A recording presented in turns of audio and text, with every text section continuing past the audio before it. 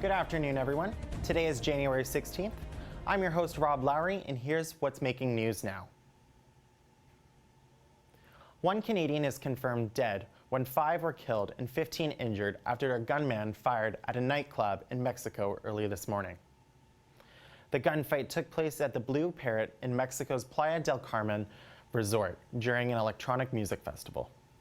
Mexican officials say that the fight broke out during the closing of the festival around 3 a.m. when a man entered the club and opened fire. Another person tried to stop the shooter, triggering a gunfight that drew in security staff. Festival performer DJ Jackmaster said on Twitter that this is a very, very sad situation. Trying to get my head around it still. Thoughts and condolences to all affected. Canadian officials say that they're investigating a report of a second Canadian killed. A 25-year-old man is in critical condition following a stabbing that occurred overnight. CP24 reported a man arrived at Etobicoke General Hospital around 1 a.m. this morning and collapsed in the emergency room. Police say that he had been stabbed in the abdomen. Police have not been able to identify the location and why the man was stabbed. Toronto police are investigating another incident where a man was shot in the neck while driving, crashing into another car. According to City TV, the victim's 3-year-old nephew was in the back seat. The little boy was not hurt. As a precaution, the boy was taken to the hospital. The victim is in stable condition. The two vehicles collided into one another at Kipling Avenue and Henley Crescent around 8:30 p.m. last night. Police say that they're still investigating where the shooting took place. The triple murder trial for Douglas Garland started today in Calgary. Garland, 56, is charged of 3 counts of first-degree murder and the disappearance of a Calgary couple and their 5-year-old grandson in June 2014. Garland pleaded not guilty to all 3 charges this morning. The case will be headed by a 14-member jury, which is expected to last 5 weeks, and is to hear from 50 to 60 Crown witnesses. An investigation was launched by Canada's Ethics Commissioner into Prime Minister Justin Trudeau's family vacation to the Bahamas. The Trudeau family spent their holiday at the Aga Khan's private home on Bell Island. Commissioner Mary Dawson is looking at 2 potential violations of the Federal Conflict of Interest Act. One being, did the Prime Minister accept a free vacation from the Aga Khan? And 2, did the Prime Minister use a private aircraft? Now to Joe Smith-Engelhardt with Business and Technology News. Thanks, Rob. According to a new report from a group of international aid organizations, the 2 richest Canadians hold the same amount of money as the poorest 30% of the country. Billionaire businessmen David Thompson and Galen Weston Sr. have the same wealth as roughly 11 million Canadians. Oxfam International published its report ahead of the World Economic Forum in Switzerland that begins tomorrow. The report also concluded that the world's richest 8 people have as much money as the poorest 50% of the world population. Oxfam created the report based on the Credit Suisse Global Wealth Data Book, as well as Forbes magazine's annual list of the world's most wealthy people. Clothing retailer American Apparel is closing all of its stores. Canadian brand Gildan Activewear are buying the company out for $88 million. The buyout does not include the American Apparel stores, leaving the fate of the brand's 4,700 employees unaccounted for. Gildan has said that they have no obligation to keep any American Apparel employees. American Apparel has filed for bankruptcy twice in the last 13 months. The end of the company comes after American Apparel's board fired founder and chief executive officer Dov Charney for alleged misconduct that he denies. With the high-interest debt created under Charney's control, the company filed for bankruptcy initially in October 2015 and again in November 2016, when Gildan began making offers for a buyout. Charney said the company made, quote, a colossal mistake and destroyed the company he began in college. U.S. President-elect Donald Trump has warned German car manufacturers they will have to pay a 35% tax on vehicles imported to American markets. In an interview with a German newspaper, Trump criticized German car companies like BMW, Volkswagen, and Daimler for not producing more cars on U.S. soil. Following Trump's remarks, BMW shares went down 2.2%, while Volkswagen and Daimler were both down 2%. In an attempt to bring back U.S. industrial jobs, Trump has turned his attention towards international car manufacturers who use the low-cost Mexican factories for American markets. Trump gave a similar warning to Japanese company Toyota, who have plans to open a factory in Mexico. BMW says the company is sticking to its plan to invest nearly $1 billion in a new plant in Mexico by 2019 that will create at least 1,500 jobs. According to Germany's VDA, Automotive Industry Association, German car manufacturers have quadrupled light vehicle production in the U.S. over the last 7 years, with over half of them being exported. In other automotive news, European aerospace company Airbus Group plans to test a prototype self-piloted flying car in an effort to avoid gridlock in cities by the end of the year. Last year, Airbus formed a division called Urban Air Mobility to explore concepts for a personal flying vehicle as well as a helicopter-styled vehicle for multiple riders. Their goal is to create an app-based platform for these vehicles similar to Uber and other ride-sharing services. Airbus CEO Tom Enders said at a press conference in Munich that using skies for travel could reduce infrastructure costs for cities with less money going to fixing roadways and bridges. As the largest commercial helicopter manufacturer, Enders also says that Airbus wants to make the most of autonomous vehicles to lead the world into an era of flying cars. Reuters is reporting the Galaxy Note 7S fires were caused by the battery. A Samsung spokesperson told Reuters anonymously that the investigation is complete.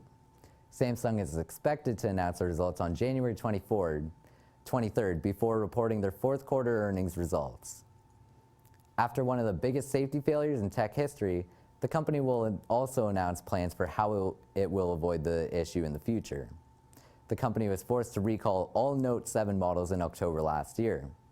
The company failed to fix the problems with the phone, resulting in a $5.2 billion loss over 3 quarters. Investors and analysts say it is critical for Samsung to give a convincing explanation that their phones are safe ahead of the Galaxy 8s release expected this year. Russia is putting an end to millennial smokers. A new proposal to the health ministry will ban the sale of cigarettes to anyone born in 2015 and after. According to the World Health Organization, tobacco kills around 6 million people every year. 300,000 to 400,000 of those people are Russian, while around 1/3 of Russian adults use tobacco products. Russian President Vladimir Putin, a non-smoker, has worked in recent years to lower these statistics. In 2013, Putin signed a law banning smoking in most public places, increased taxes, and banned tobacco sales at street kiosks.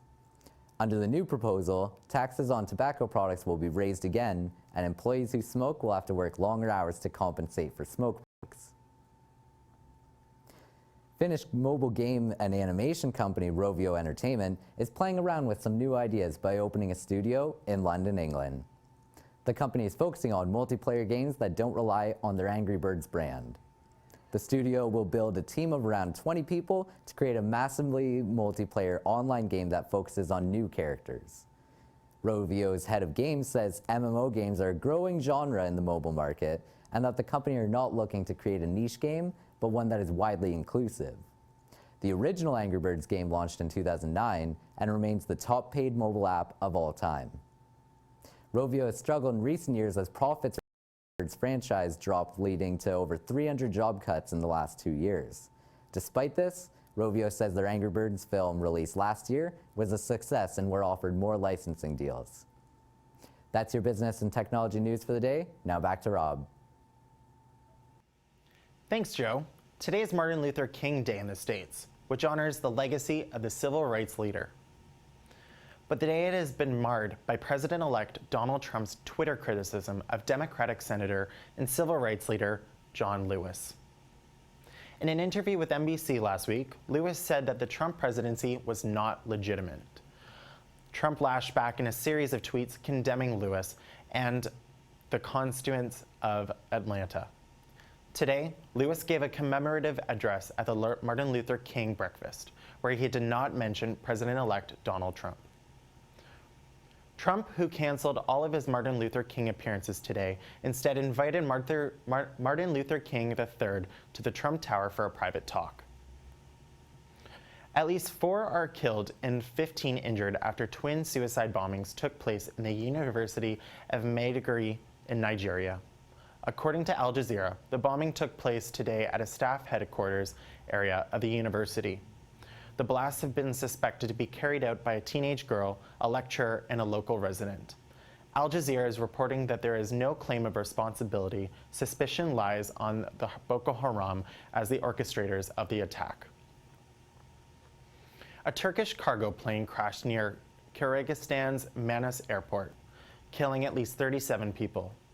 The ACT Airlines jet destroyed dozens of buildings during its failed attempt at landing at the nearby airport Sunday night. Officials said the plane had 85 tons of consumer goods on board, forcing police to close off most of the crash site to prevent looting. The crash killed all 4 crew members and roughly 33 people on the ground. Now to Daniel Plant with entertainment news. Thanks, Rob.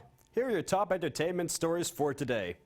Saturday Night Live parodied Donald Trump's first press conference. Actor Alec Baldwin poked fun at Trump's troubled relationship with House Speaker Paul Ryan and Russia's alleged compromising information on him.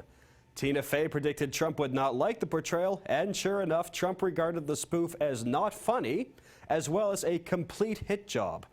Baldwin has become well known for his portrayals of Trump and repeatedly endured his ire. Trump was also mocked by a Scottish newspaper. Writer Damien Love described the inauguration of Trump as a revival of the show The Twilight Zone, calling the inauguration a nightmarish alternative present.